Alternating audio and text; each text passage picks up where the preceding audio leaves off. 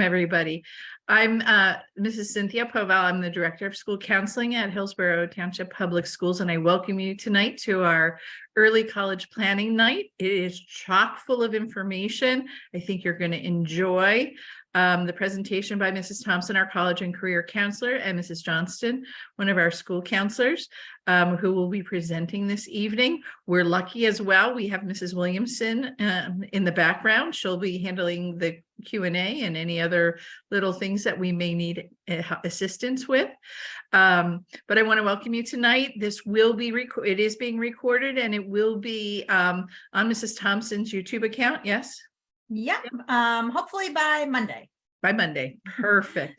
So I'm going to thank you all for being here. Thank you, Mrs. Thomson, Ms. Johnson, and Ms.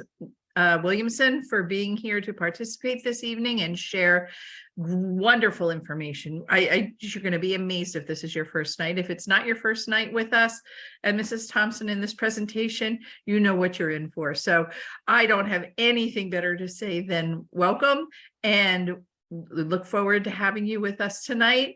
Ms. Thomson and Ms. Johnson, I'm going to get off the video and watch as you share your magic. Thank you. I just went ahead and shared my screen. You all can see my presentation. For those that do know where to access my website from, you can find this on my College and Career Counseling website under presentations. The presentation is already linked there. After the event, I will email it out to folks. So as we get started this evening, just to give you an idea about what we're going to be going over, we'll start out with some general checklists and then move to a couple of the more significant components of college applications that'll come in 3 or 4 years for you all, so you can start understanding how to build upon those things. Move into how to conduct a search, some things to think about as you're just getting started, and then closing off with financial aid. So just to get started tonight, let's talk about our freshmen and sophomores, where they are now, and what it is that you should be doing early on in high school. For those of you students and your students, if you're a parent or guardian that's on the session tonight, really one of the best things that I can encourage your child to do this year is to really spend the year settling into high school. They've just undergone such a huge change, transitioning from the middle school to a high school, and they are going to need some time to kind of settle down and really start to form the foundation for some great student habits that are going to serve them well throughout high school and beyond. Things like checking email regularly, which probably wasn't really a huge thing in middle school, but does become a huge thing when they get to high school, because that's how not only their teachers communicate with them, but also their counselors. It's how they hear about different kinds of opportunities and things to, that they can take advantage of. If they're not checking on those things, they might find that they miss out a lot. It's a time this year to really work on those student skills in the way of study skills and time management. While they may be struggling a little bit in classes right now, these are probably going to be some of the easiest classes they take over 4 years. So it's important that they really kind of get their own process down. They might realize that, like, hey, that first marking period didn't go as great as I wanted it to, but now early in that second marking period is a great time to reflect, think about what they could have done differently to get different results as they move through their freshman year. One of the things I think that freshmen are surprised to find out is that this year does count in terms of their long-term goals. It sets the baseline for their GPA. You'll see there's kind of black and white call-outs on the side of the screen here. Those things are actually feedback that I got from previous students, our current seniors, our current freshmen in college, that give me feedback through Instagram, and I kind of intersperse it throughout the presentation, because I know that sometimes y'all or your students, just like my own freshman, doesn't necessarily want to listen to me, but I find that those who have been through the process have a really good perspective as to what they wish they did differently, what they're glad they did, et cetera. And that information is really valuable to students. So this year, the bulk of it, you want to spend time getting used to the high school, doing well in the classes that they are in now, trying some things out, trying out extracurriculars, brainstorming. It's all big picture stuff this year. As we move into next year, we're going to see students revise academic plans, and Mrs. Johnston's going to be spending some real time tonight talking about academic planning and how that works as we go through high school, how we work with a transcript, etc. Sophomore year is also a great time for students to start working on relationships with teachers. Those relationships will be really helpful to them, and those skills that they have in forming those relationships will be really helpful as they move through high school, as they're looking to perhaps advance in coursework, or they're looking for teachers to write letters of recommendation for summer programs or college. Those relationships are so super important. Also, we recommend that sophomores take the PSAT. We already had that session this year, and we'll be talking a little bit more about testing later in the presentation.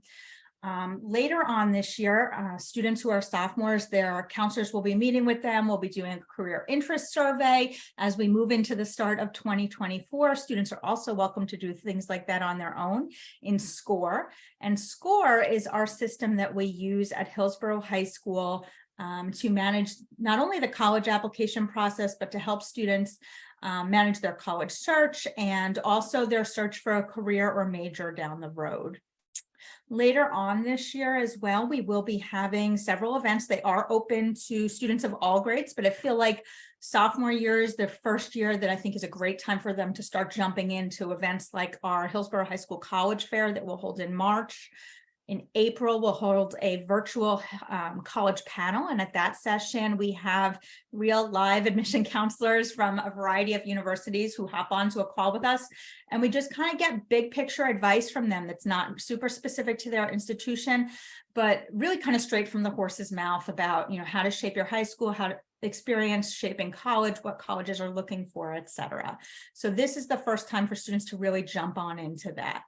As we move into junior year, I'm not going to go through this in detail, but I want you to get an idea of how we support students through the entirety of high school, but especially through junior and senior year, through their college search and application process. You'll see that we have a number of events. We have counselors that are meeting with students during the year. Our goal is really to try to move students along, but also meet them where they're at. We know that some students are ready earlier than others to be working on college things, and we really want to kind of meet them where they are with the goal of getting all of them into their senior year, into that application process, successfully through that application process, and on to wherever the next step is after Hillsborough High School.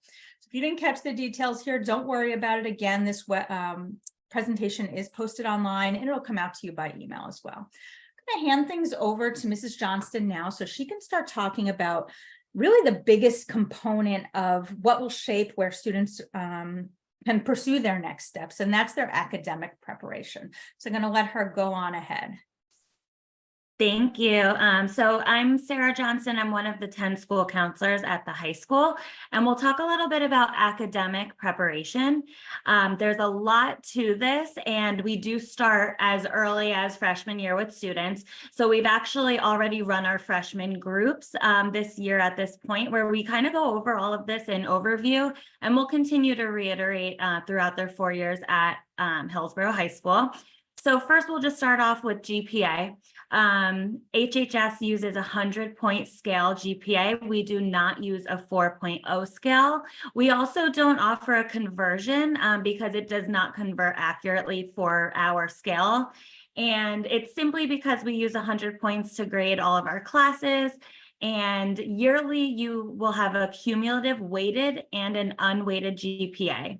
What that means is it's just your final grade from each class that you took that year, and they will weight your GPA based on classes and basically the rigor of the classes, which we'll look at in a little bit. I'll talk to you about. It's based on if you're taking CP courses, which is your college prep, versus AP courses, your advanced placement versus honors. So those weights are listed below. So basically we take your final grade average in all of your classes, we average them up, and then they're weighted based on the rigor of the course. So we'll talk about your transcript in a little bit, but you're going to see your weighted and unweighted for each year. And then your final, after senior year, you'll have a final weighted and unweighted GPA.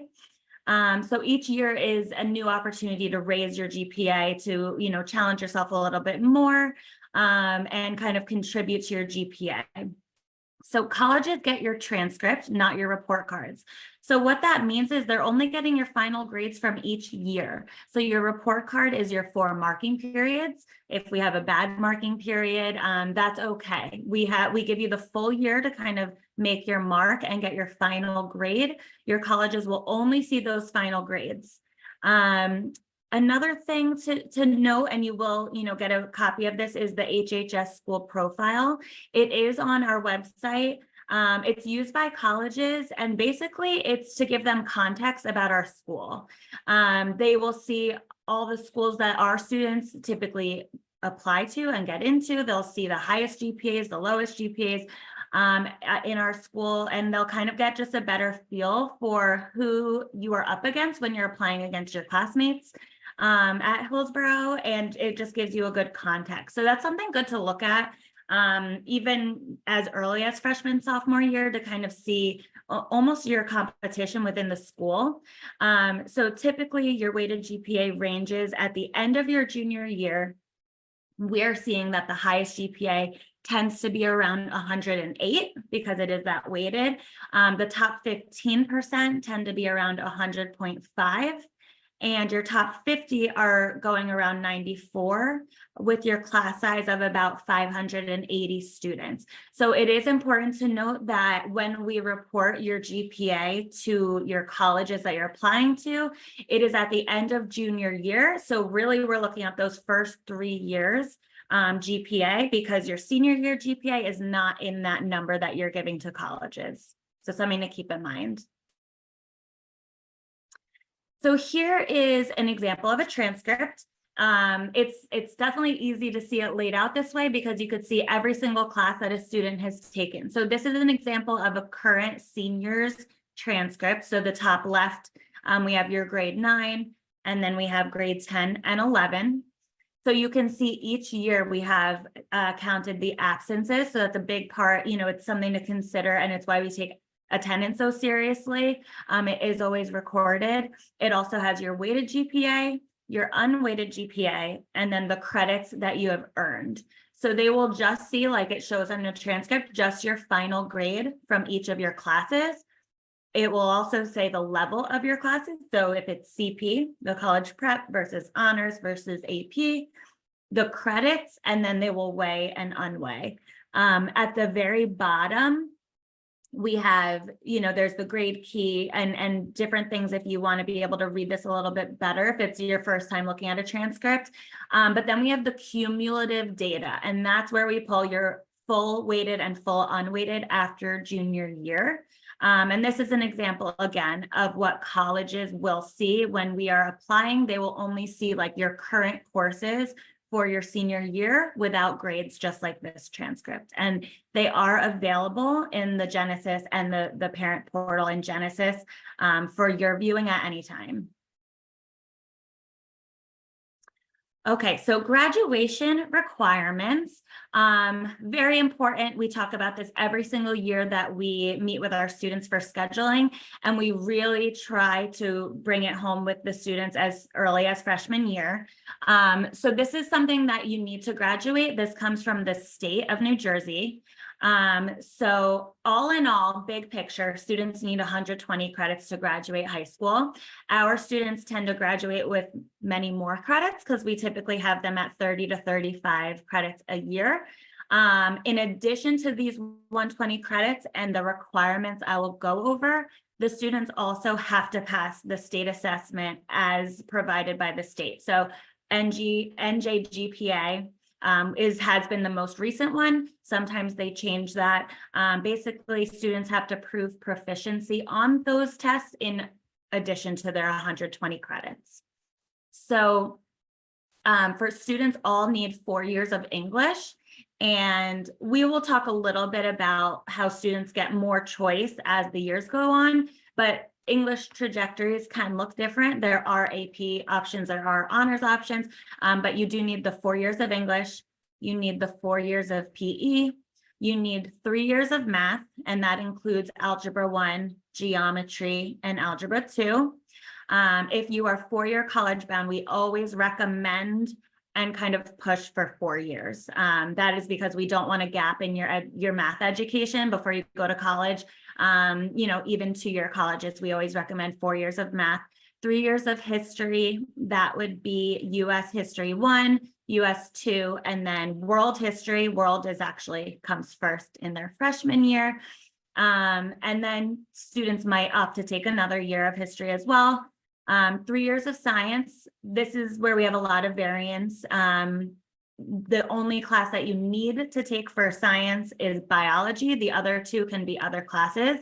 And then 1 year of world language. This is the minimum for the state. We always say at least 2 years if you're planning to attend a 4-year college. And that is 2 consecutive years. So that would be Spanish 1 and 2. It cannot be, Spanish 1 and French 1. Colleges are looking at consecutive years. So students also need 5 credits of vocational electives or career electives. We have a whole list on our program of studies, and that will be linked, the program of studies, in this PowerPoint. So we need 5 credits of those career electives and then 5 credits of those art electives. Those are either half-year courses, so 2 half-year courses, or 1 full-year course. And that is just throughout the 4 years. We always, find a way to make that work and fit it in.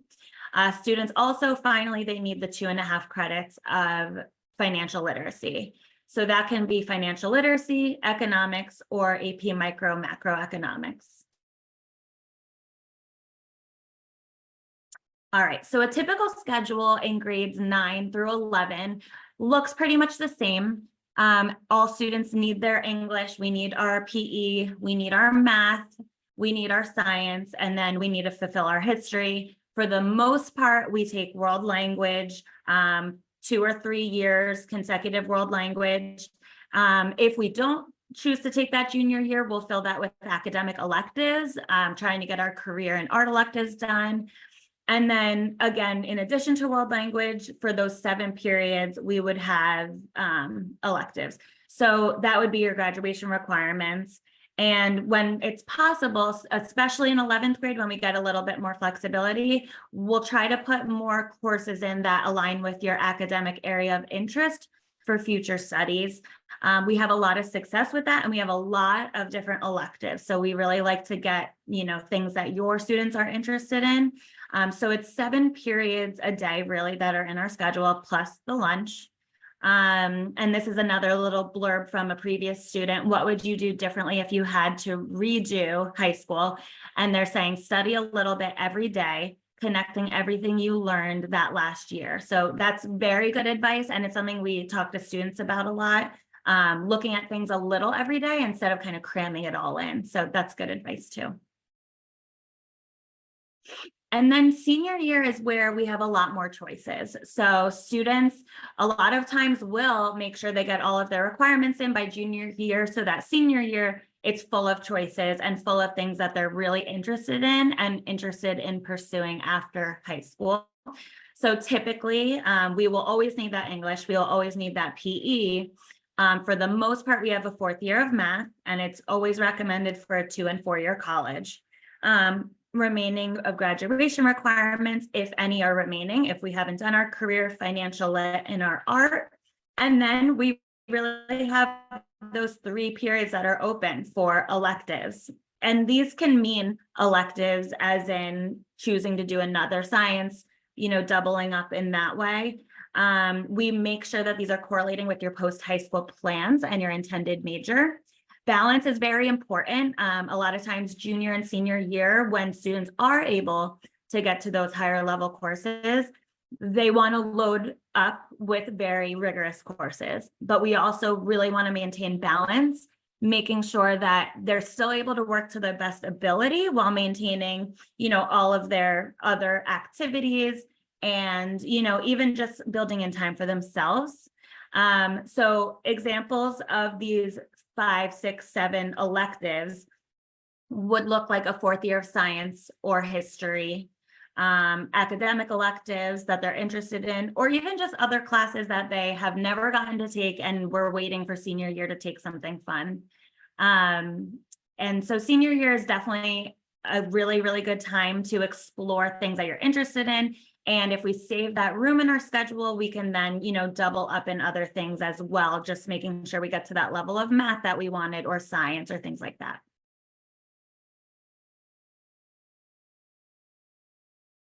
All right, so things to consider, and things that are definitely widely thought about in our school is level of classes that you're taking. So college prep versus honors versus advanced placement.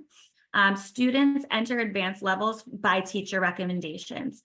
So it's really important to note that our student schedules are really driven by teacher recommendations. So based on their performance in this year or next year, the teacher will then recommend a course placement. And there's a lot of different things that go into consideration. One is, the grade, but also work ethic and, ability and things like that. So while we know it's important what level of classes students are taking, colleges really want to see the highest level of rigor where students can be met with success. So this means that we're seeing them with A's and B's in most classes.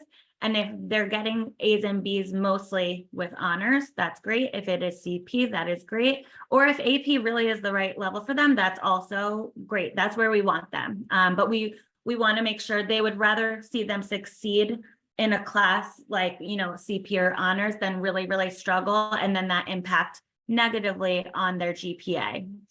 Because, we do see that. And I think it's okay to have those lessons along the way, but we want to make sure we're properly placed, to make sure we can do our best.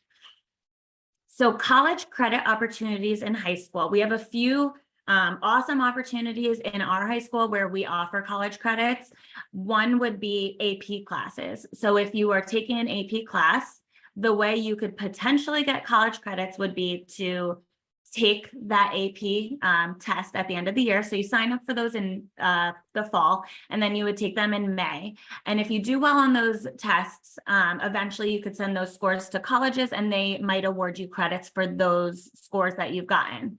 Another way would be concurrent enrollment. So we do offer some classes where we have a Hillsborough teacher teaching the class and you're enrolled in the class for HHS, but you're also concurrently getting credits for an RVCC class. So that's Raritan Valley Community College. Those are great opportunities and very affordable ways to get credits if you're interested. And then another way is early credits at RVCC. This would be on your own. It would be over the summer. And these are going to be unrelated to your HHS transcript. So the concurrent enrollment classes, you would get credits through RV, but it's also the classes on your transcript. The early credits would be separate from the HHS transcript. Doubling up in math is something that you can consider, especially if you started out in Algebra 1. You would potentially be eligible to double up in geometry and Algebra 2 if your math teacher and yourself and everybody's in agreement that it's appropriate for you. That's one way to kind of get ahead in math if we feel like we wanted to double up. And then also some students take advantage of 2 sciences in the same year. Typically this happens later on, I would say senior years when we have all those openings. But 2 sciences is another way if you wanted to kind of meet your goal level. That's something we can look into as well. Summer classes and option 2 are very popular here. It's a popular option amongst students. And I would say it's so popular because people would like to get some classes out of the way. So I think electives are very popular for this reason when they're taken over option 2 online. I will start though with the summer classes. So we have like 2 ways to get those summer classes in option 2. One would be HHS summer courses. Sometimes we will offer these courses at the high school, and it varies each summer what we are offering. Sometimes we do offer math classes like geometry honors and algebra 2 honors. This is invite only, depending on the grade that you end up with in the previous math year.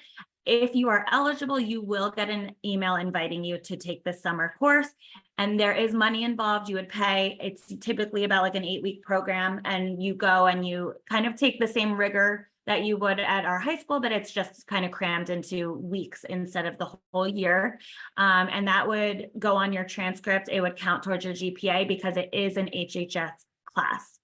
They do the same thing sometimes with financial literacy, which is a requirement for all. They will also sometimes offer public speaking, which is an art elective, or even computer programming. So definitely keep an eye on your email for more information this March or April. That's when they tend to send these different flyers out and you can sign up. And again, these are great because they show up on your transcript and count towards your GPA at HHS. The other type of option too, which is also pretty common, is going to be online classes. So anything not taken at HHS, we call option 2. You can speak to your school counselor for advice on different courses that are out there and what might be a good fit for you. For summer, the applications are due in early June, and we must be approved. You must be approved before you enroll in these courses. So it's an application process. Once you're approved, you can register for the course. You take the course, and once you pass, we would put the grade on your transcript.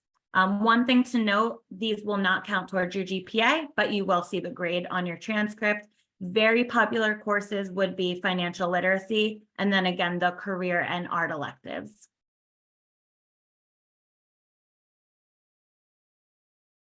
All right, so here's an example of a 4-year plan.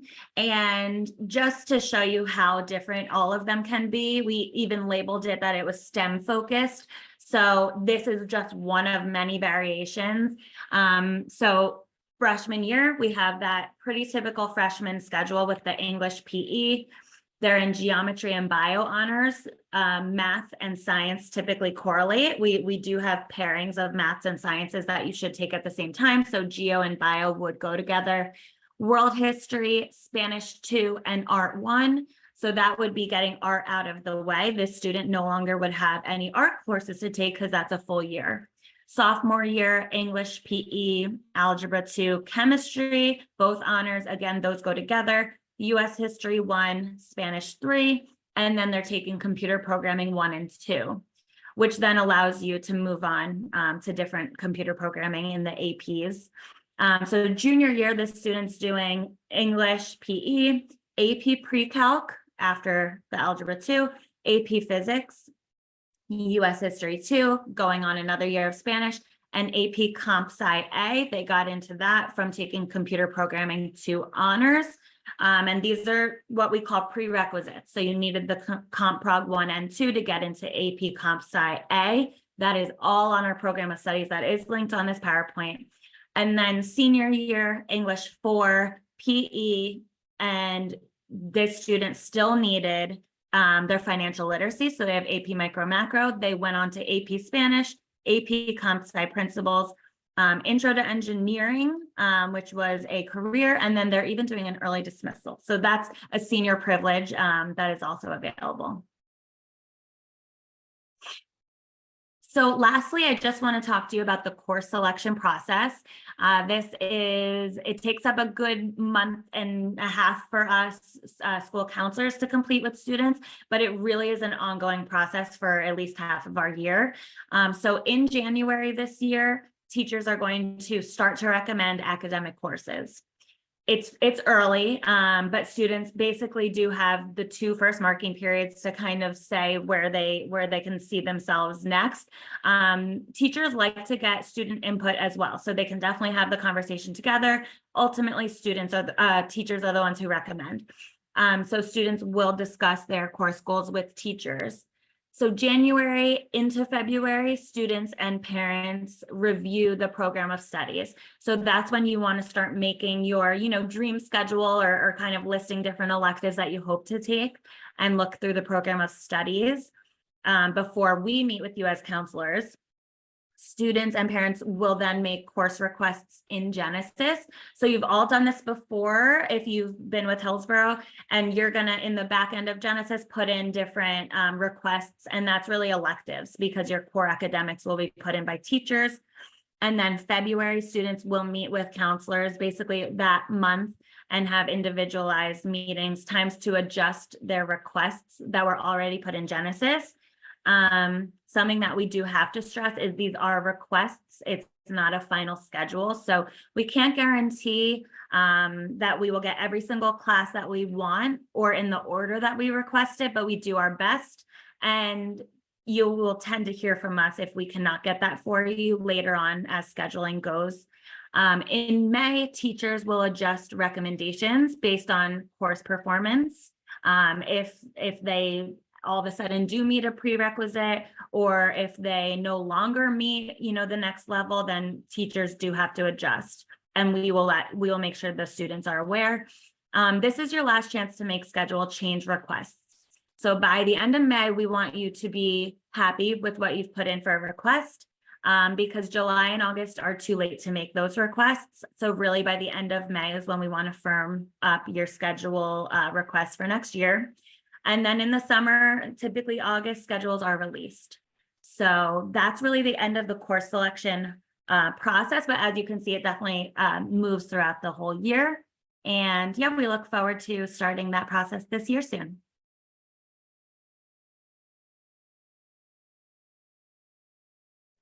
When she says looks forward, I don't know. It's a long process for all of us, students included. All right, so next I'll be moving on into our extracurricular activities, and let's kind of talk about what we're talking about when we say extracurricular activities.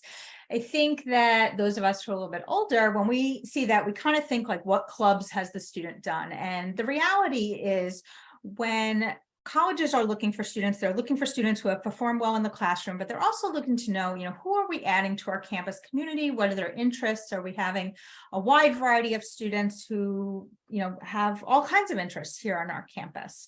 And so they're looking to find out, what is that student into? What do they like to do outside of the classroom? So when I say extracurricular activities, I really am talking about anything that is done outside the classroom. So that is clubs that are in school or outside of school. It might be Girl Scouts, Boy Scouts, 4-H, different kinds of work experience. So that could be a job working at Jersey Mike's, or it could be an internship or co-op.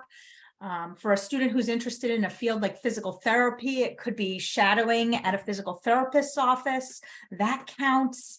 We're talking about different kinds of academic experiences, whether that be research or summer or school year programs, or just a student who is really doing some self-directed study and learning for fun. They might be taking Coursera courses in machine learning or something like that. Those things count.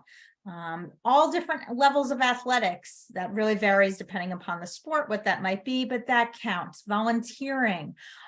Also family obligations. So some of our students, have a family situation where they take on a role that is more significant than the typical 14, 15, 16-year-old. They might be responsible for getting their sibling off the bus every day, taking care of that sibling until a parent gets home later in the evening, making dinner. They might be caring for an elderly relative that lives with them. All of those things kind of count, and there are things that colleges are looking at as part of the student's application later on. And now when they're talking about what are they looking for, and when we're talking about activities, there's no magic number that a student needs to have. There's no checklist. There's no checklist that says this student has one academic club, one sport, 50 hours of volunteering, a religious organization, etc. They don't have to do that. I do see that students are really looking for colleges are really looking for quality over quantity. So it's not a matter of, I have to have 50 little bullet points on my resume. They're more really looking for what is really important to a student. How have they invested in that? How have they demonstrated their commitment to that particular thing? And is it okay for a student to try things out? Earlier on when we talked about ninth graders, I said I wanted them to try some things. And that's exactly what I want them to do. And sometimes they're going to try some things and they're going to be like, you know what? Like, this isn't it. This isn't something I want to do anymore. And that's okay. And it's okay to shift their interest to something else that is more of a fit for them. And they are going to grow and change throughout high school. And that's all normal. They shouldn't feel like they need to stay with something, whether it be a sport or a club, just because they've been doing it for a while. If there's something else that they want to dive into, then they can go ahead and do that. Schools are really looking also for leadership experience, which does come with staying in some of those organizations for a while. But remember that leadership is not always just an elected position in an organization. There are lots of ways to be a leader without having the word, comma president after the student's name or comma founder. Students can run different different sorts of fundraisers or projects within their organization. Those are all types of leadership. Students thinking outside of themselves is really important for schools, and more selective schools are also really looking for evidence of a lasting impact beyond when the student is still part of that organization. So how does that organization, how does their legacy live on? That is important, especially with highly selective schools. And you see a little bit of better idea of kind of the next level of things that those very highly selective schools are looking for. And when we talk about high level awards, we're talking about state level awards, national level awards, things like national level science competitions, international level awards, things like that are most impressive for those most selective schools that are out there. As I keep going a little bit, and then let's kind of shift gears a little bit and talk about the summer. And we're starting to have some of those conversations in my own house here. Like you all, I also have a freshman in high school, and we're starting to think about what are we going to do next summer a little bit. And I really think a good summer for a student is kind of a combination of multiple things. So that might include work of some type. That might be paid work, might be unpaid work, maybe a summer program, a structured summer program of some type. I'm going to go on and give you, kind of more information about those in a second. Could include some kind of coursework, maybe research if that's something interesting to a student, or an internship or shadowing. Could be volunteering, travel as a family, visiting schools. Having some downtime is super important for students. I think, what I tell students all the time, and I tell families as well, is that, our goal is not to have a student flame out in high school. It's not to have them burn themselves out so much by loading up by taking all of the things, all of the courses during the year and doing clubs and getting home at 11 o'clock at night, and then rolling into the summer and stacking it up with an option 2 course plus an 8-week research experience plus something else like that. There's a too much. And when a student has too much, what winds up happening is that we find that they're limping their way into senior year, or they get to the end of the senior year, and a lot of times they feel like what was the point? Like, I feel like I didn't even get to enjoy my high school experience because I was constantly chasing a perceived carrot that was out there. And sometimes that leaves them disappointed in themselves and their outcomes, et cetera. So it's important that they're really taking some time, both during the year and over the summer, to kind of step back and enjoy it a little bit. When we talk about my own freshman, what will he be doing this summer? Well, he is in marching band. So in August, he will be starting at marching band again. Maybe we'll look at some type of summer program. He likes music. He likes some film stuff. So maybe I'll look at something like that, but maybe not. We've also kicked around maybe the idea of him taking financial lit over the summer so he can save more room in his schedule. He doesn't go to Hillsborough. He has more time in his schedule anyway. But so he can save more room for other classes that he wants to take during the school year. That might be possible. Probably be working for a little bit. We'll go on a little family vacation. So that's what we're looking at here for after 9th grade. When can students start working? I just saw someone pop on. So the legal age to start working in New Jersey is 14. The rules are different for 14 and 15-year-olds versus 16 and 17-year-olds. If your kid's getting their first job, I can tell you that they need to look for a job first. Once they have a job offer, that boss is going to tell them to go online and fill out working papers. So working papers used to be something high schools had something to do with, and thankfully, we no longer do. So what happens is that the student goes online, they have to fill out the first part of the working papers. They select where they'll be working. Their new boss fills out a section online as well. And then also when that's done, then the parent has to certify their section as well. So in my house, we just actually finished that this week. I can tell you that process was actually super duper easy. So that's kind of what that process looks like in terms of a student getting a first like paid job and what working papers looks like. And if you Google New Jersey working papers, you can kind of find info about that online as well. So just to kind of shift gears a little bit, let's talk about summer programs. So you're going to find that, especially once a student takes things like the PSAT and their information gets shared by the College Board to seemingly everybody and their brother, you're going to start getting a lot of email and mail, perhaps from college summer programs, also from colleges themselves. So if those things start to kick up for sophomores in the next like 2 months, that's because different kinds of programs buy your child's name from the College Board, and then they start sending you marketing materials. So that's where that's coming from in a lot of cases. So when we talk about different kinds of summer programs, I would really say that in most cases, you really need to shift your mindset to the idea that participating in nearly all summer programs is not going to be what gets a child into college. So it's not really about this line on the resume in most cases that is going to be a huge difference maker in a student's application. There are a couple of exceptions to that in regards to things that are very, very highly selective and mostly free or paid to the student. But the many programs that are out there where you are paying many thousands of dollars, those types of program, it's really not that line on the resume that's the value. So you have to kind of wrap your head around really the idea that the value has to be in the student's experience in the program, their ability to perhaps explore an academic area that they might not get to do while they're at high school. So perhaps they have some interest in forensics.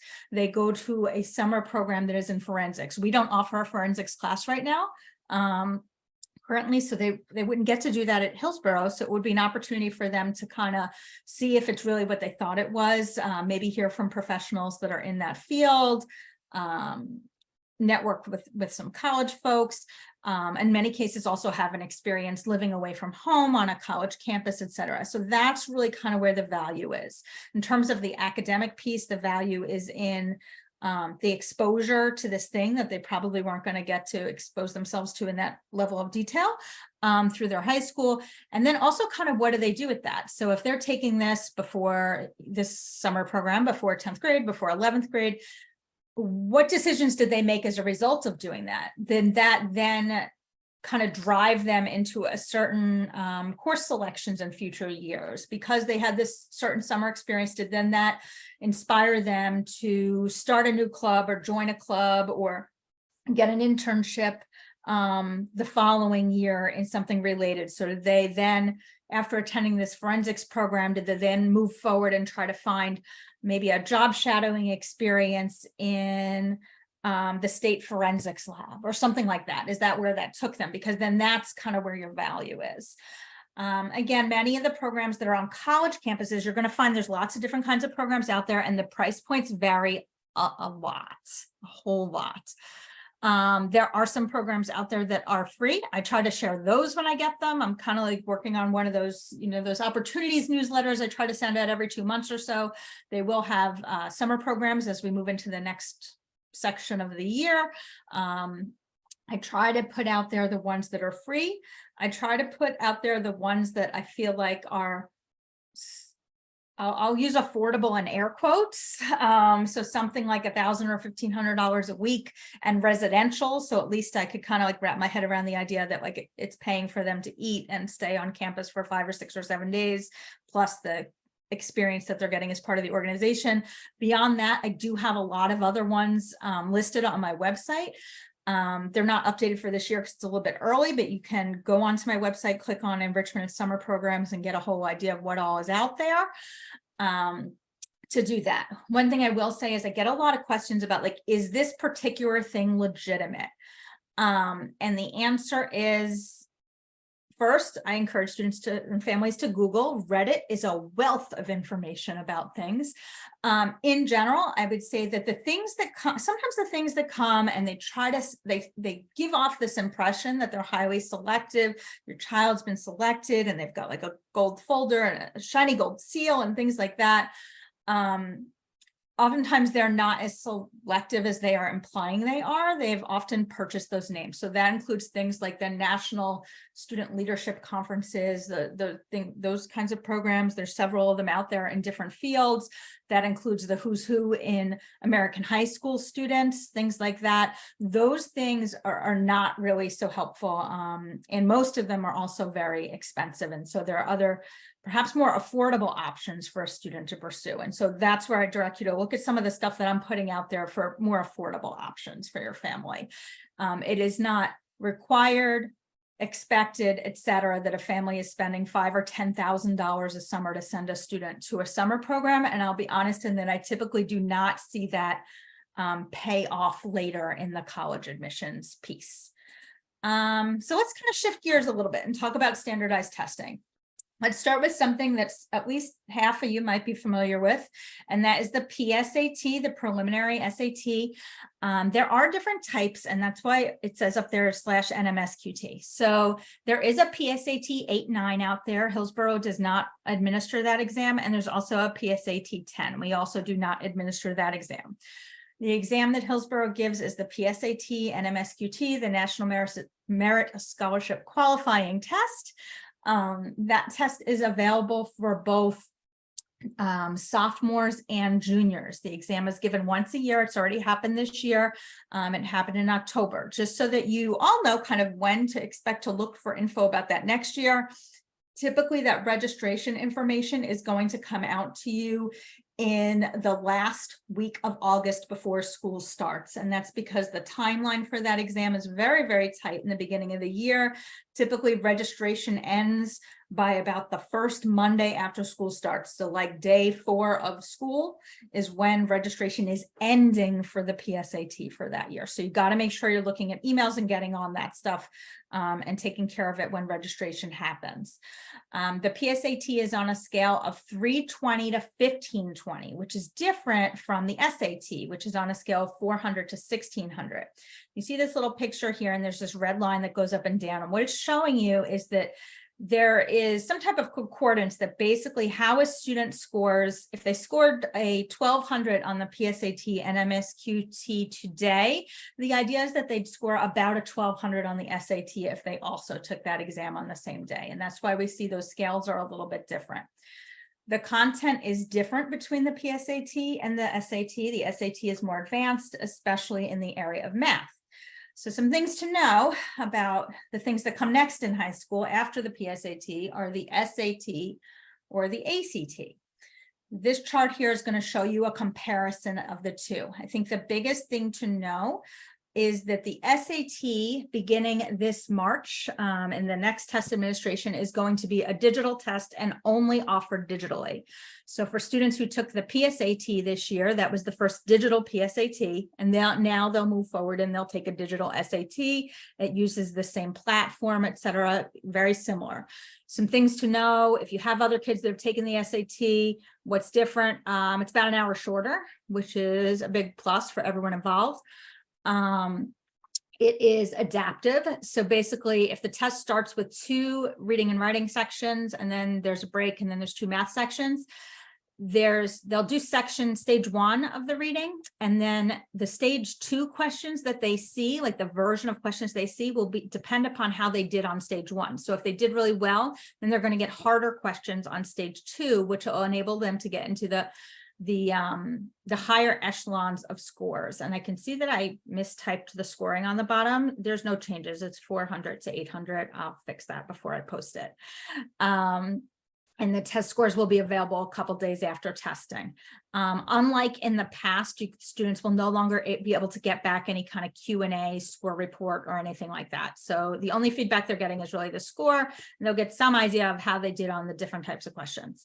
Right now, the ACT, which is a different test, is a paper test. They are giving some pilot tests for digital. I feel like it's been delayed a little bit. They've been talking about it for like 3 years, but they are doing some pilot tests for digital ACT now. So some students might be able to take that, but it is largely a paper test. So you can get an idea about how the 2 tests compare. as students are thinking about things, I always encourage them, like Google SAT versus ACT to get a different perspective. I encourage students to do a little practice ACT, see how they score, see what they think. Oftentimes students know which one they want to take as they sit down and they're getting comfortable. If a student's looking at the ACT, I don't encourage them to take the essay. Really, nobody's looking at that at this point. So it's not something that I really encourage them to take. Kind of looking ahead at, testing and what students should be doing. Let's talk a little bit about test optional, which is something that you've probably heard about a little bit out there. First off, I'll start with saying our recommendation for students is to test. Not necessarily like test and test again, but to take a test and see how they do, and then decide how to move forward based upon that.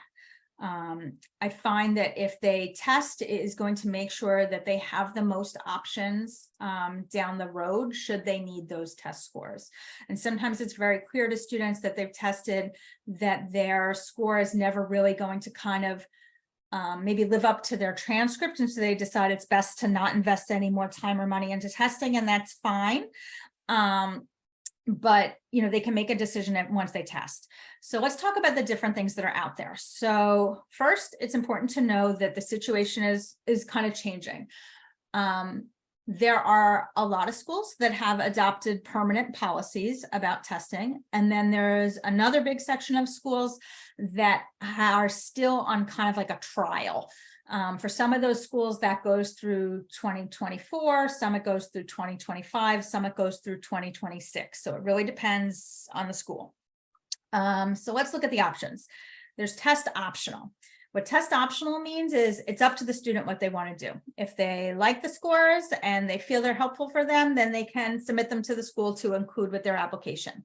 If they feel like, these scores don't represent me well, then they can choose not to send them.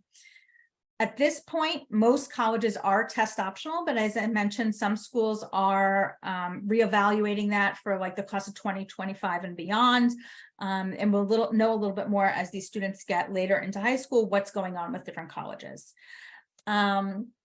For test blind means no matter how wonderful the child's scores are, the school doesn't care, and they're not considering those scores in admission at all. So that is the entire University of California system, the Cal State system, Worcester Polytechnic, Dickinson, a couple of the schools I was just at recently, Caltech, Pitzer, there's some other schools out there. They don't consider them at all. No scores, not part of it. And then we've got group 3, which is the tests required section. So that is the Florida public colleges, which have always required it all through COVID. They require it because their state board of governors requires it. University of Georgia and Georgia Tech both require test scores. Again, that's a state board of governor issue. The University of Tennessee, Knoxville, Purdue, MIT, Georgetown, and the military academies. That's pretty much where we're at right now in terms of who needs them. There are some scholarship programs out there, some through universities and others that are independent scholarship programs that require testing. I will say that many of the highly selective summer programs and outside programs will also require test results as well. So that's another reason a student might want to test if that's what they're hoping to kind of pursue. Now, when should this testing happen? We generally recommend that students take the PSAT in grade 10 and then consider whether or not they want to take the PSAT in grade 11 or not. And that will depend upon how they did the first time, where they are in terms of moving forward into an SAT or ACT. If they took the PSAT as a sophomore and they did really well, I encourage them to retake it in the junior year because they can be considered for the National Merit Scholarship then, because only the junior year PSAT is what qualifies them to take to be eligible for that scholarship. And when I say really well, generally in the state of New Jersey, a student is going to need something between the 1490 and a 1520 to be eligible to move forward in national merit. So a near perfect score. Also, if a student is looking at highly selective programs, like maybe they're eligible to apply to governor's school in their junior year, PSAT scores are important for that crowd. For a lot of other students, By the time they get to junior year, if they took PSAT as a sophomore, they got like a 1200 on it, 1250, something like that. There's not necessarily a whole lot of reason for them to retake the PSAT. It's just a practice test. And a lot of those students are just going to move forward instead into taking the SAT and or the ACT in their junior year. I really recommend that students not start that until like the August before their junior year. I generally find that students who take the SAT in their sophomore year, that's never their best result. They could have achieved the same thing by not paying the College Board $60 to take that. They could have done that on their own. Also, it's important to know that there are some colleges out there that do require that a student disclose their entire testing history. And that would include things like an SAT that they took on a whim in 9th or 10th grade. So unless they need it for something like Johns Hopkins CTY or something, I don't really see a whole lot of point in taking a sophomore year. I generally recommend students to test 1 to 3 times in the junior year. Students can test early in their senior year. So certainly in August, I see a lot of seniors. I see fewer seniors as we move into October and November, and December is really definitely the last hurrah for seniors, but nearly all of them are done by October of their senior year, with many being done by August. And that gives you an idea about when to test. So some things to think about when you're kind of decide, what's the right thing for me, if I'm a test student, or for my kid. What's the point of testing now? Where are they in the math curriculum? The SAT has a lot of Algebra 2. It has some concepts, kind of that are advancing beyond Algebra 2. So students who are further in the math curriculum are going to perform better on the SAT. So if a student is just getting into Algebra 2 in their junior year, they will find that they score better on that math section in the spring of their junior year when they've gotten through most of the Algebra 2 content. For students that are further on and they're in pre-calculus or calculus, that August of junior year is fair game if they feel like they've prepared for that exam. So that's the other thing. If they've done any preparation, you don't necessarily need to go in cold because you can just do practice tests that are scored anyway before that. So, there's not necessarily a reason to like take one cold, then take another one 3 months later, another one 2 months later. When I see students that are taking it 5 and 6 times, it's not necessarily a no-no. Like it's not disqualifying them from things from the college side or anything. But realistically, I find that their scores rarely are increasing. They're often decreasing. And in addition, they're spending a lot of time and money that really could have been better spent elsewhere, unless they're gearing for a specific score. Like testing a score going up 10 points is not going to change an admission decision really. And all the time they put into that probably could have been much better spent in their schoolwork, in their grades, on their essays, in their extracurriculars than putting all of this together for 10 points on a test. Also, for those that are involved in things like marching band, musical theater, and sports, you got to plan ahead in regards to when students are in season for those activities and kind of plan a testing schedule around that. Earlier, Ms. Johnston did talk about AP exams, and so we've kind of gone over that a little bit. We talked about AP courses. At the end of an AP course, there's an AP exam. Most students in most AP courses take the test, but it's not a requirement at Hillsborough. Taking the test and how they do on the test is going to drive whether or not they're eligible to receive college credit at the college they attend. Some schools do look at AP scores during the admission process, but not all. I do get a lot of questions about, do we allow self-studying? We do. But that being said, colleges very much strongly prefer that students take the course and then the exam when possible, not just take the exam. And that's really important, especially as we remember that not all schools consider exam results in the admission process. So that's not that same demonstration of interest in a particular subject. And this comes up a lot in Comp Sci when students are like, can't I just self-study the Comp Sci A exam? You can, but then when you want to go to Purdue, they don't look at that in the admission process. So really you haven't showed them at all that you're interested in computer science because you didn't take the class that was available to you at the high school. So just something to consider for those that are planning to take a lot of self-studying is that often I would say the juice is not worth the squeeze there. So let's talk a little about starting to search. What I really encourage students as they are starting to get into the college search is like, don't even look at college names. Really start by thinking about what school is right for the student. And I've got a couple of worksheets that are linked here in the presentation. There are a couple of short surveys and things like that that are located in SCORE that students can do, but really think about what the student is looking for in an experience. And this is going to change throughout high school. What do they value? Is it personal connections? Is it individual attention? All kinds of things like that. Like, what is really important to them? And then think about schools that match those values. And that's how we wind up with ultimately a college list that makes sense at the end. We really want to find ultimately a whole bunch of places where a student feels like they can get what they need to be successful and also to become the best adult versions of themselves as they move forward. So there's some resources here for doing that. Also, some things to think about before we get into worrying about specific colleges are, what are we thinking about doing with ourselves when we grow up? And again, this changes a lot, and I'm an adult and it's changed a bunch of times for me too. And that's okay. But there's lots of different methods for students to explore different careers. I've got some links that are here within SCORE, which is the system that we use at our school. There is a short career interest assessment in there. We'll be doing that with sophomores this year. There's a more extensive Principals U character assessment that we don't do one-on-one with students, but they are welcome to do on their own.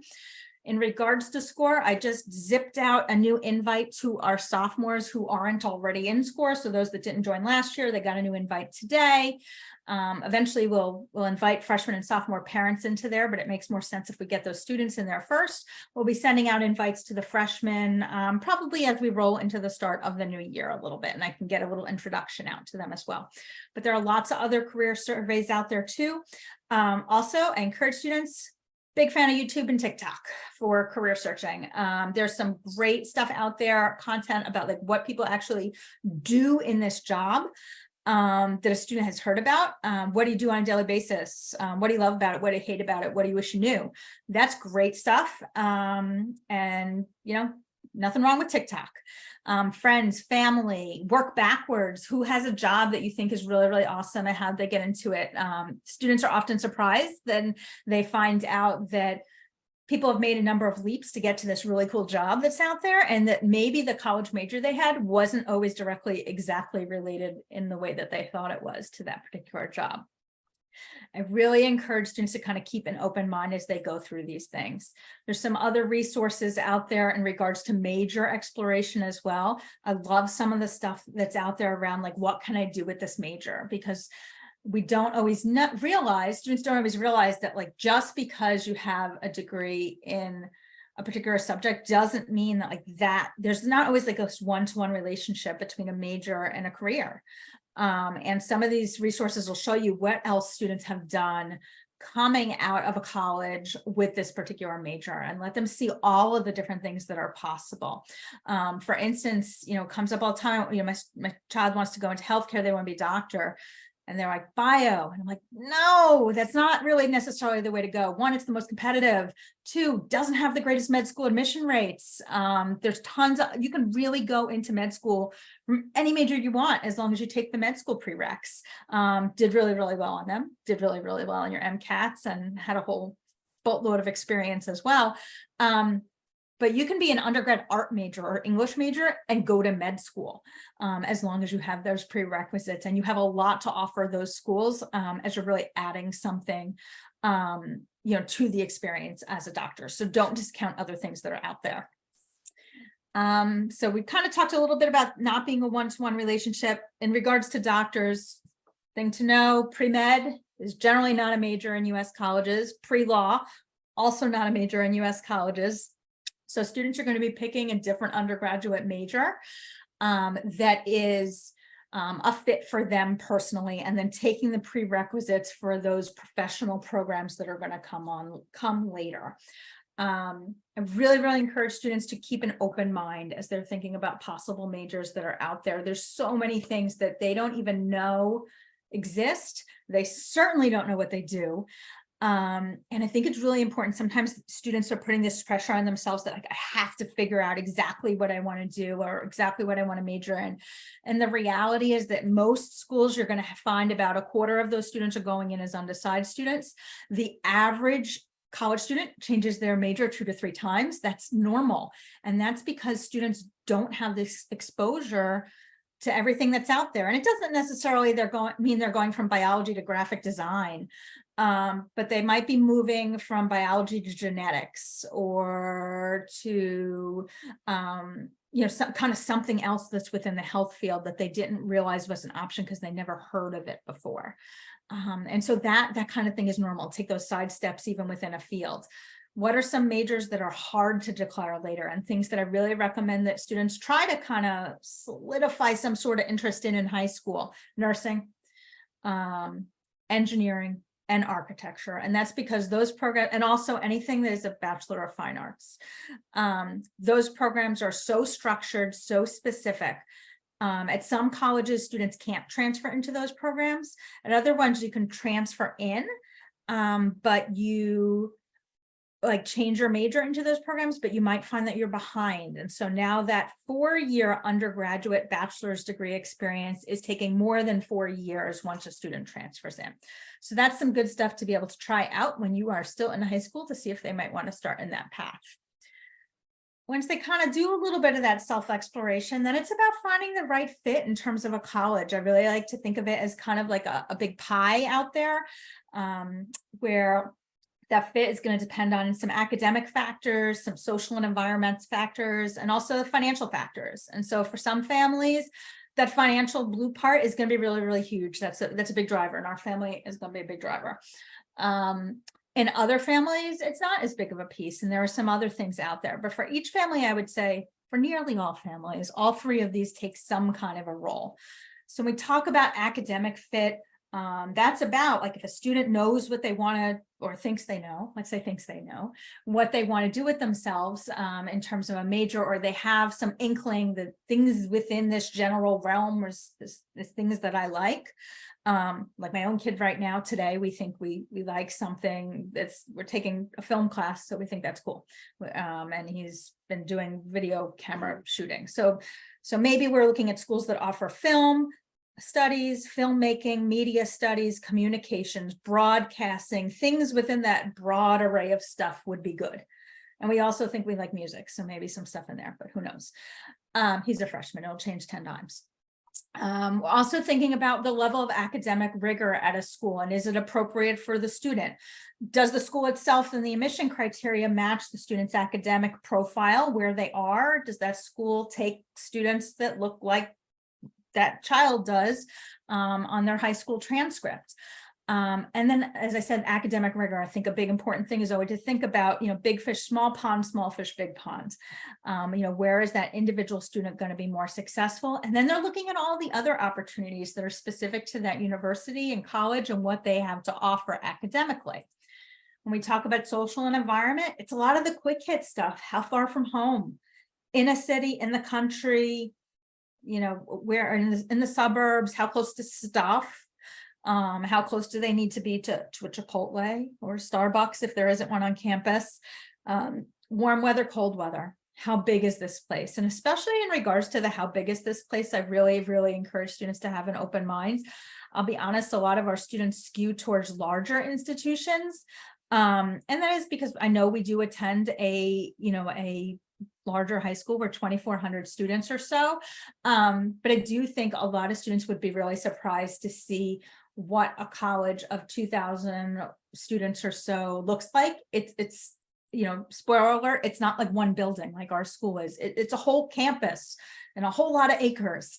And it might feel a lot bigger than they think it would. And they might be really thrilled to find that school offers them so many opportunities that they might not be able to find at a larger institution, and much more personal attention. There are tons of other things that are going to factor in regards to individual students.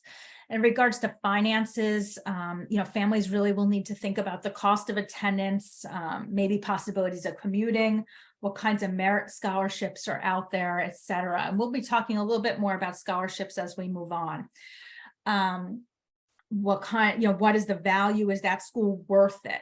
And that's going to really change for each individual family that's out there. So there's some things to start to think about in regards to where can you start looking. We got some tools for you. Our students do use SCORE, so that's a great place to start doing some searching, little college match quizzes, career searches. They can save schools to lists in there anytime, and it's very self-explanatory, though I've got a video on it, of course.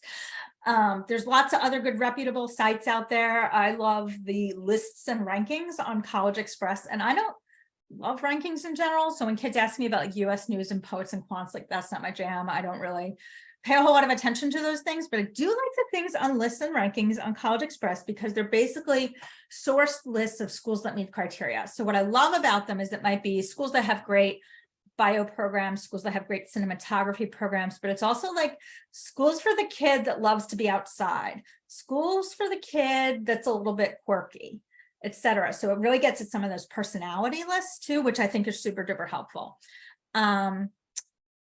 Families tend to love my annual like class of admits list by GPA. So I kind of break down classes, the most recent graduating class based upon GPA, and I break down for them where those students were admitted, where they weren't admitted, and where they're going. So it gives students a good idea about the kids who look like me academically, what kinds of results did they have? Families love that one. Some great books. Fisk is always a good one. So if you're looking to invest in a book, because you like a book, the Fisk guide is the way that I would go for that one. There is a real good guide out there also for students with disabilities. There's the K&W guide for students with learning differences. That's available on Amazon. It is also usually available in the Somerset County Public Library system. So just saying, you can usually get it from there too. That's a really good one for students who have that need. Give you some idea about some stats for popular schools that are out there. These are some of our most popular schools. I've kind of broken down for you for the class of 2023, how many people from Hillsborough applied, the average HHS weighted GPA for students who were admitted to that school, a typical like mid 50% of SAT score range for students who submitted scores, which for all of these places are I'm just scanning them. They are all test optional. And when these schools are test optional, important to know is typically these days, maybe 50% of students are submitting SATs, sometimes even less, sometimes like 30% submitting scores. So if students are submitting a score, note it's a high one. So averages have gone up a lot over the last couple of years. So you're looking at these numbers and you're like, oh my God, these numbers are way higher than I ever would have imagined. That's because only students with high scores are sending them. Some things to know about here is kind of like how data can be affected. So first thing that I look at, like as a Jersey resident, I'm like, oh, look, 78% of students get into Rutgers, New Brunswick. And it's like half that at Penn State. Must mean Penn State's better or more selective. Not really. They just admit differently. So when students apply to Penn State, they have one shot at the main campus in University Park with one major. With Rutgers, they have 3 shots at 3 different schools in New Brunswick. So a higher percent overall of students get into at least one of their choices, but it may not be the one they want. So for instance, if I was looking at computer engineering, I apply to Penn State, I'm not admissible into computer engineering, then they admit me to like Harrisburg or Altoona or some other place in Pennsylvania. If I apply to Rutgers, I can apply to computer engineering in the School of Engineering, and I can apply to a major in arts and sciences, even computer science or data science. I might get denied for engineering, but accepted to arts and sciences, which typically has slightly lower stats. And so then that counts as an admit. So I got into somewhere, but may not have been my first choice program. Also important to know is that Rutgers has gotten increasingly competitive as they receive increasing numbers of applications. So that is very important to know. But you will find that there are colleges for everyone. And don't freak out when you look at these numbers and you're like, oh, like, does this mean that students who have GPAs in the 80s can't go to four-year college? No, it doesn't. Because these numbers, keep in mind, this is an average. So of all the students that are admitted, this is the number that's in the middle. So are NYU and Johns Hopkins going to have students that have, GPAs are kind of in the 80s? Is Rutgers? Generally, no. But when we look at schools like Rowan and Montclair and even like Drexel, I have absolutely seen students who have GPAs in the 80s that are being admitted to those schools, just like, you know, a kid with an 85 might get into Montclair, just like a kid with a 95 would. So keep that in mind, that these, you know, these numbers are averages for students. But hopefully that gives students an idea and parents an idea about kind of what you're gearing for. As students are moving into sophomore and junior year, I encourage them to start doing some college visits and seeing what all is out there. In my house, that's not happening this year, though I may drag them along on a few of my own visits. If you're wanting to do some things from the comfort of your own home, there is a show out there called The College Tour, which is basically like a 1 hour, I think it's an hour, maybe it's a half an hour, in-depth look at different schools. I think they're on like season 11. I know it's available online if you go to thecollegetour.com. It's also available on Amazon Prime, which is where I initially saw it, but it's a great way to check out all kinds of different schools and learn a lot about them from the comfort of your own phone as you're binge watching things. Virtual visits can be a great start, especially for stuff that's further away. Campus tours, open houses. When do we start? Follow your kids' lead. If they are dragging their feet, don't drag them there. It's going to be awful. Try to encourage them to take some initiative. So like maybe think about like piggybacking things around vacations, like, hey, we're going down to the beach, we're going down to like Hilton Head or Myrtle Beach or something like that. Like, hey, are there any schools down there you might want to check out? And your kid might surprise you and they might say like, hey, you know what, I wanted to go, let's go to Coastal Carolina. Well, that's a great way to do it. You're kind of piggybacking it onto a trip. It seems way less of like a big thing to students when you're doing it as part of something else. So that is a great way to get started. If you're, you know, moving on a little bit and you're getting to a place like we're planning like a college visit trip between 10th and 11th grade in the summer, encourage your kid to come up with some of those schools and maybe add some of yours, have them help you kind of figure out and make the plans. The more that they can get invested in it, the better. Now let's kind of just shift gears into our last section about financial aid. How much does this whole thing cost? We started looking at that this year in our house. I think my husband is still in sticker shock a little bit. This is what we're talking about in terms of stickers. So for a student who is going to RVCC, they're going to live at home. It's going to be about $7 grand a year. When we talk about how much college costs, unless the student is commuting, we have to figure in not only tuition and fees, but we also have to figure in room and board. That varies a lot. I find it varies from about $14,000 to $20,000. It's most expensive in the Northeast and in California and in anything that looks like a city. Things that are in the middle of nowhere, that's where you might find those numbers a little bit less. Also, the fancier it is, the more it costs. For students who are going to be commuting, there is a commuting cost, et cetera, that also is going to get factored in. So this kind of gives you an idea. There's a lot of range there. So let's kind of talk a little bit more. Let's give some examples of some different schools. So what I'm quoting for you here are direct costs for the current school year. So that's tuition and fees, and in most cases, room and board. So that's living and eating there. And how much does that cost? And you're going to see, again, RV starts at $7. Pretty much the lowest you're going to get in terms of sticker price is going to be New Jersey public schools. A way to save a lot of money is to live at home, because you'll see that those housing costs, again, you know, kind of typically add, you know, $15,000, $20,000 to that number. So it is cheaper to live at home. But this starts to give you an idea about what you see there. You're going to see that there's some out-of-state public schools. These are per year costs. Out-of-state public schools, West Virginia comes in at a not entirely insulting $40,500, which is not a ton more than the New Jersey publics. There are some other schools, especially some big state schools down south, that kind of come in that neighborhood. SUNY Binghamton and the rest of the State University of New York system is not so expensive in the grand scheme of things. I'll just say in the grand scheme of things, because I realize it is still really expensive, but they're in the 40s. Ohio State's popular for us. They're in the 50s. We got some privates in there with Rider and Quinnipiac, Lehigh, and then we get into the NYU Northeastern stratosphere into the 80,000 plus range. So that kind of gives you an idea about what's out there. And then when schools will work on students' financial aid packages, they're also going to add in some other numbers to the cost of attendance. It's going to be like books, supplies, transportation, other personal expenses, loan fees, things like that. But that gives you an idea of the starting point.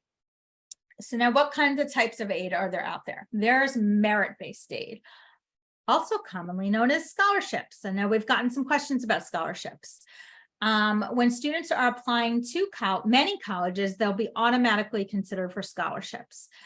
When we talk about scholarships, the largest form of scholarships out there are really the scholarships from the schools themselves. So I always encourage students to make good choices about where they're applying and look at schools where they give merit aid to students that look like that student. When students are applying to scholarships for the colleges, that's typically going to be based on GPA, test scores if they're submitted, maybe leadership activities, community service, special talents, things like that. It varies depending on the school. Keep in mind that students are going to receive merit scholarships from schools where that student is a strong applicant there. If a student is a reach at that particular school, they're probably not going to be seeing so much merit money from that school, likely none. In general, private universities have much more merit aid than public universities do. So while we see that the sticker prices are higher for Rider and Quinnipiac, nearly everybody admitted to those schools is receiving some sort of merit scholarship. So for instance, recently we had students admitted to Rider, and of all of our students who were at our instant decision day, I don't remember how many there were, maybe about 20 of them, all of them received a scholarship that were kind of like between about $18,000 and $24,000 or so. Most of the students are going to get some little bit of something at a private university. It might be like $3,000, but most are going to get something. And the ceiling on those is going to be higher. Some of the privates though, and some more selective schools don't give merit aid at all. So when we look at like NYU, they don't give pure merit aid. Their scholarships even include need-based in them. And when we get into the very highly selective Ivies, a lot of those other schools, they don't give scholarships at all. Everything is need-based aid.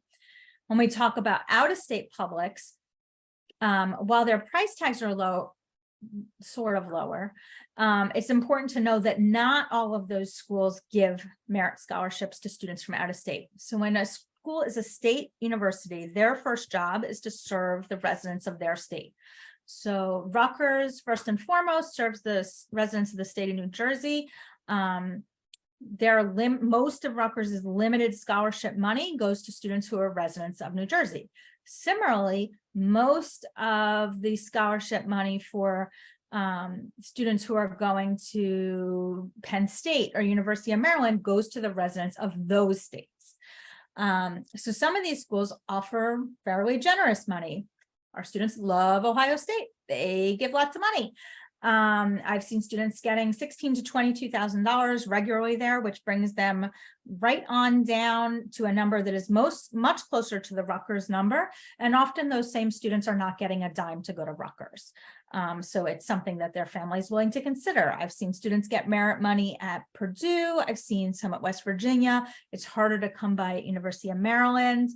There are some out-of-state schools that SUNY Albany is currently like matching Rutgers tuition, so that could be a good option. There's lots of things out there, but other schools like Penn State, University Park, for instance, very rarely gives merit scholarships to students from New Jersey.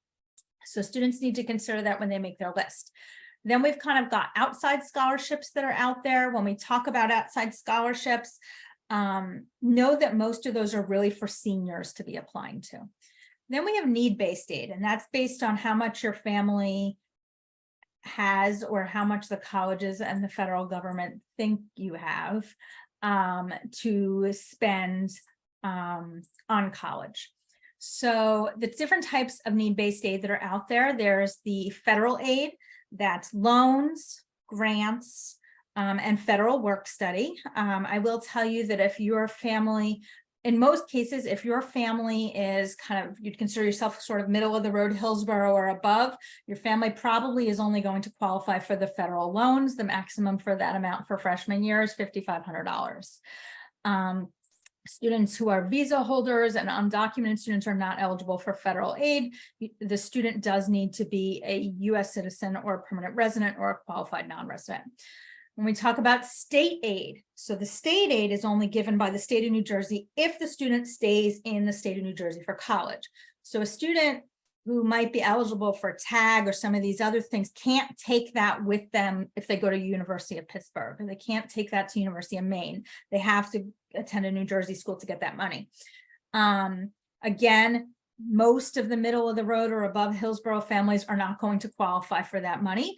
There are some good state programs out there though for sort of lower middle of the road. So for instance, like Rutgers has the Scarlet Guarantee for families that make $100,000 or less, where they have kind of a tiered system of how much you pay for tuition, and some of that money is kind of like kicked in by the state. There's some of the other publics have that number. It starts at like 85,000 or sometimes it's 60,000. It depends on the school, but there are some good programs for students below those different thresholds. There's a threshold at the community college as well. I can't remember if it's 60,000 or 80,000, where families don't pay tuition if they fall below that number and they go to the community college. So that gives you an idea what the state might kick in. Where most of our families realistically need to be focusing is on the institutional aid. So I said, like, making good choices about where you apply and who gives money. So we talked about a lot about merit-based aid. Some of the schools out there say they meet need, or they meet financial need. And what that means is they determine what your family's need is based upon the financial aid application. And if they determine your family can only pay $20,000 and the school costs $80,000, then your need is $60,000. Sorry, I had to do quick mental math there.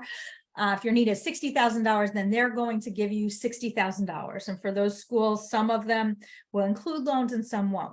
What is unfortunate is that most of the schools that meet need are selective schools. So they're hard to get into to begin with.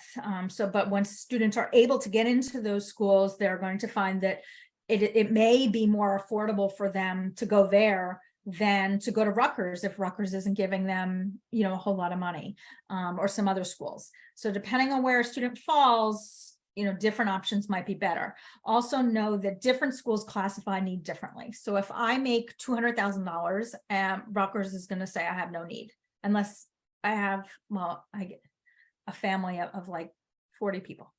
But at Princeton, they're going to say a family of making $200,000 does have some need. And that has to do with also, one, the fact that it's private, but two, the difference in the cost of attendance is $32,000 or whatever it was for Rutgers versus like almost $90,000 for Princeton. So they're very different schools with very different price tags.